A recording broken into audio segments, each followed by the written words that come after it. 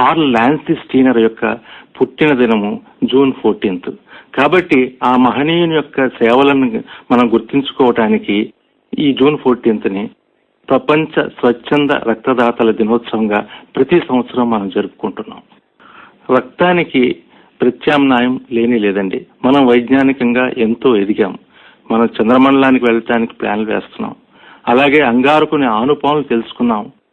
లోతైన సముద్రాల్లో నుంచి చమురుని వెలికి తీస్తున్నాం.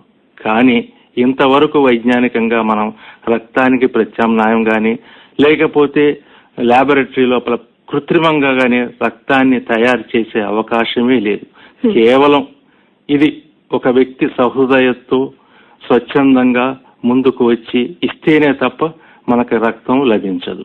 ఈ రక్తదాతలు ఎటువంటి వారంటే ఈ రోజు తన ఇచ్చే రక్తం వల్ల ఎవరు లబ్ధి పొందుతున్నారో, రేపు ఈ రక్తం ఎవరికి ఎక్కిస్తున్నారో తెలియకుండానే ఈ రక్తదాతలు రక్తదానం చేస్తున్నారండి.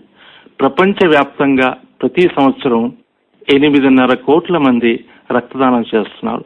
అలాగే మన దేశం లోపల 80 లక్షల నుంచి 1 కోటి మంది వరకు రక్తదానం చేస్తున్నారు. మన రాష్ట్రంలో 8.5 లక్షల మంది రక్తదానం చేస్తున్నారు. అయినా కూడా సుమారు 70% మంది రోడ్ యాక్సిడెంట్ బారిన పడ్డవారు ప్రాణాలను కోల్పోతున్నారు. ఇంకా రక్తం యొక్క లభ్యత మనకి కొరతగానే ఉంది.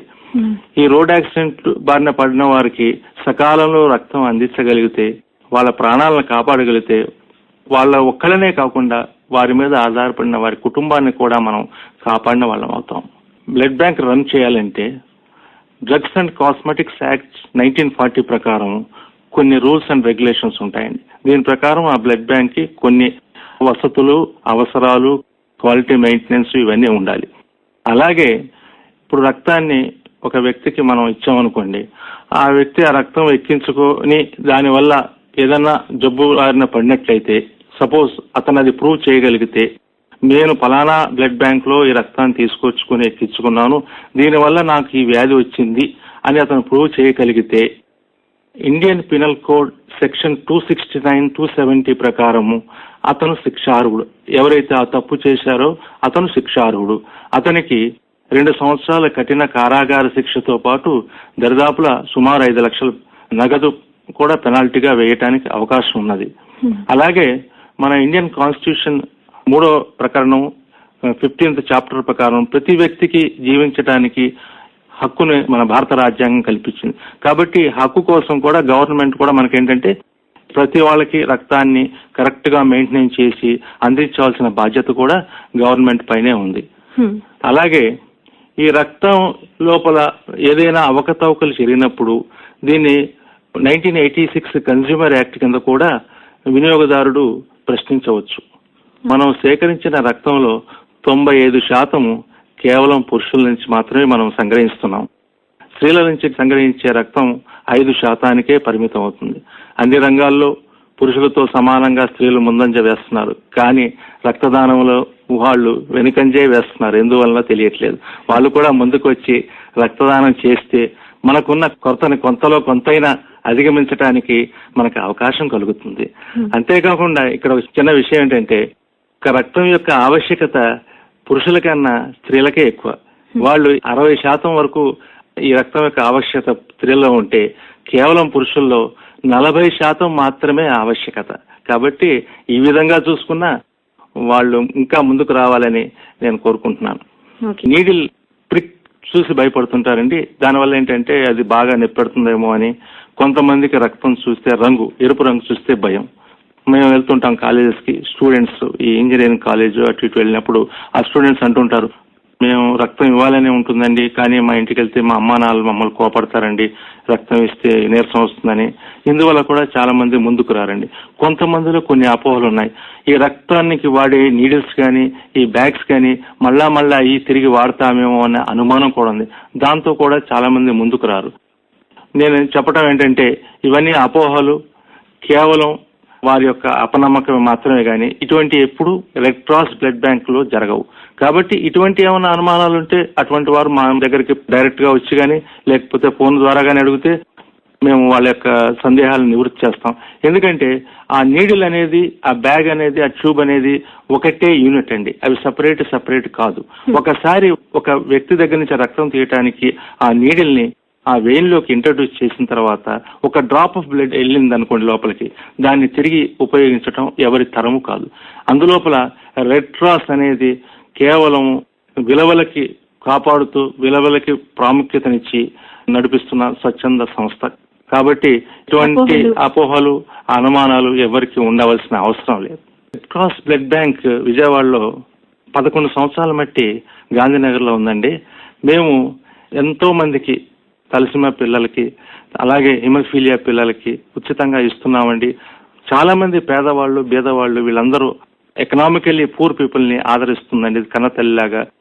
అలాగే ఈ రెడ్ క్రాస్ వ్యవస్థాపకుడు హెన్రీ డ్యూనాట్ ఆశయాలకు అనుగుణంగా మదర్ తెరిస్సా ప్రేమమూర్తి ఆవిడ ఆశయాలకి ప్రతిరూపంగా నడుస్తున్న ఈ రెడ్ క్రాస్ బ్లడ్ బ్యాంక్, ప్రతి రక్తదాత ఈ రెడ్ క్రాస్ బ్లడ్ బ్యాంక్ ఎప్పుడైనా రక్తదానం చేయాలంటే విజయవాడలో రెడ్ క్రాస్ బ్లడ్ బ్యాంక్ వచ్చి రక్తదానం చేస్తే వారిచ్చే ప్రతి రక్త బొట్టికి పూర్తి న్యాయాన్ని, వారి యొక్క సేవా తత్పరతని మేము ఇతరులకు అందించి వాళ్ళ యొక్క పూర్తి ఫలితాన్ని వాళ్ళకి అందించగలమని చెప్తున్నాం. కాబట్టి రక్తదాతలు ఏంటంటే ఎప్పుడైనా రక్తదానం చేయాలనుకుంటే రెడ్ క్రాస్ విజయవాడకి వచ్చి చేయటం, చాలా మందికి ఇవ్వటానికి మీ యొక్క సహాయాన్ని అర్థిస్తున్నాం. రెడ్ క్రాస్ బ్లడ్ బ్యాంక్ ఇది విజయవాడ లోపల గాంధీనగర్ లో హనుమంతరాయ గ్రంథాలయం ఎదురుగా ఉందండి. మా ఫోన్ నెంబర్స్ 08625700082, అలాగే ఇంకొక నెంబర్ 08666464002 అండి. అలాగే నా పర్సనల్ మొబైల్ నెంబర్ 9441902311. ఎవరైనా ఈ స్వచ్ఛంద రక్తదాతల దినోత్సవం సందర్భంగా ఈ నెలంతా మేము ఈ రక్తదాన దినోత్సవంగా జరుపుతున్నామండి. ఎవరైనా ఈ రక్తదానాన్ని చేయాలనుకున్న వాళ్ళు ముందుగా మా దగ్గర పేర్లు నమోదు చేసుకున్నా గానీ ఏ రోజైనా ఉదయం 9 గంటల నుంచి సాయంత్రం 6 గంటల వరకు వారి దగ్గర నుంచి రక్తం సేకరిస్తామండి. మీరు ఇచ్చే ప్రతి రక్త బొట్టు బీదవారి ఆరోగ్యాన్ని నిలబెడుతుందని గ్రహించాలి. ఆడుతూ పాడుతూ అమ్మఒడిలో హాయిగా గడపవలసిన చిన్నారి పసిమొగ్గలాంటి జీవితాన్ని ఒక అడుగు తల్లివడిలో, ఒక అడుగు ముచ్చివడికి వడివడిగా సాగుతూ తన జీవితాన్ని జీవన్మరణ సమస్యతో పోరాడుతూ ఈ యొక్క మృత్యు యొక్క కరవాలం చేతిలో చిక్కి మృత్యుశయ్యకు చేరువవుతూ ఉన్నారు మన చిన్నారులు. ఈ తలసీమియా పిల్లల్ని కన్నతల్లిలాగా హక్కును చేర్చుకుని 30 మంది తలసీమియా పిల్లలకి ఉచితముగా రక్తాన్ని అందిస్తుంది. వాళ్ళు ఎప్పుడు వచ్చినా ఎప్పుడు అడిగినా కాదనకుండా. ఒక విషయాన్ని వాళ్ళు ఏం చేస్తున్నారంటే, మేము ఒక గర్భిణీ స్త్రీ రక్తం కోసం వచ్చిందనుకోండి, అలాగే ఒక శస్త్రచికిత్స కోసం ఒక పేషెంట్ రక్తం కోసం వచ్చాడనుకోండి, 1 రోజు 2 రోజులు వాళ్ళని రక్తం లేకపోతే ఆపవచ్చు. కానీ అదే తలసీమియా చిన్నారి రక్తం కోసం రక్తనిధికి వస్తే వాళ్ళకి ఇమీడియట్ గా మేము రక్తాన్ని అందించే ఏర్పాట్లు చేస్తున్నాం. కొన్ని సంవత్సరాలుగా మా మీద ఆధారపడి చిన్నారులు మా దగ్గర క్రమం తప్పకుండా రక్తాన్ని తీసుకెళ్తున్నారు. కొన్నిసార్లు రేర్ గ్రూప్స్ ఏబీ పాజిటివ్లు 2 ఉన్నారు. ఆ ఏబీ పాజిటివ్ ను కూడా మేము సకాలంలో వాళ్ళకి అందిస్తున్నామని చెప్పుకోవడానికి మేము చాలా సంతోషపడుతున్నామండి. అలాగే వాళ్ళకి రక్తం అందించడంలో ఎటువంటి కష్టం కలగకుండా రెడ్ క్రాస్ బ్లడ్ బ్యాంక్ వాళ్ళకి సేవ చేస్తుందండి. ఈ red cross blood bank Vijayawada collector గారు ప్రెసిడెంట్షిప్ లోపల, అలాగే చైర్మన్ డాక్టర్ ఏ శ్రీధర్ రెడ్డి గారి ఆధ్వర్యంలో నడుస్తుంది. వారి యొక్క పూర్తి సహాయ సహకారాలు మాకు ఉన్నాయి కాబట్టి మేము వీళ్ళందరికీ ఇలా సేవ చేయగలుగుతున్నాము.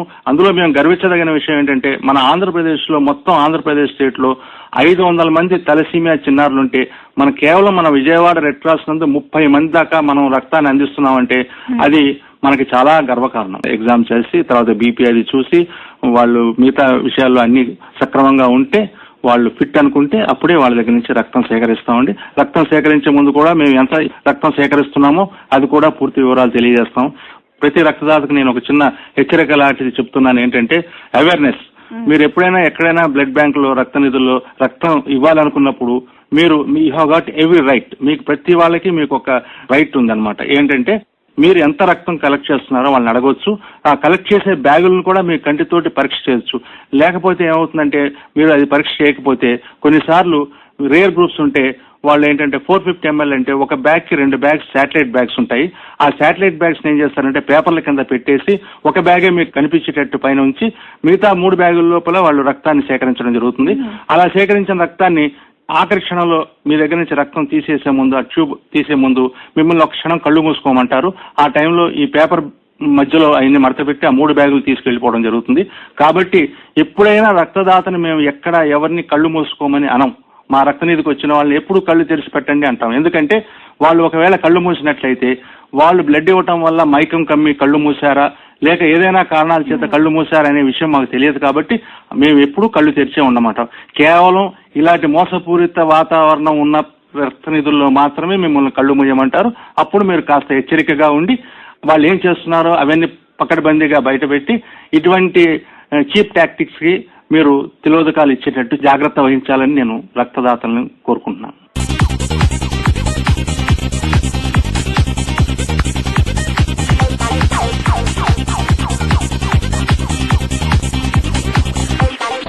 మనకి 350 ml తీసుకోవాల్సిన డెన్సిటీని చాలా ఎక్కువగా తీసుకున్నట్టుగా డౌట్ వచ్చిందండి. ఎందుకని వచ్చిందంటే డౌట్ అంటే అది బ్యాగ్ ఇప్పుడు ఇక్కడ చూసినట్టయితే 350 ml బ్యాగ్ అక్కడ ఇంకా ఎక్సెస్గా ఒక 2 బ్యాగులు ఎక్స్ట్రా పెట్టినట్టుగా తెలుస్తుందండి. దాన్ని ఏంటంటే ఒక ప్లాస్టిక్ కవర్తో కవర్ చేస్తున్నాను.